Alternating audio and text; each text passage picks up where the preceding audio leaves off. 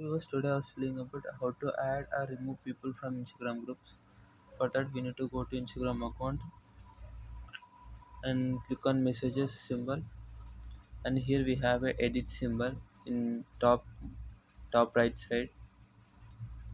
First one above the search bar. Click on that, and I was selecting some persons. And here we need to click on create group chat. Create group chat and say hi. Now it was asking the name. I was writing crazy voice.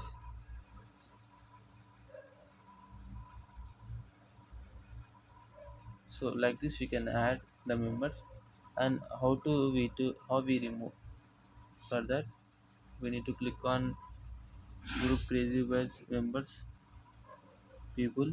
Click on people, and now long press on the persons. Here we need to remove user. Here we have a three dot symbol. Click on that and click on remove user.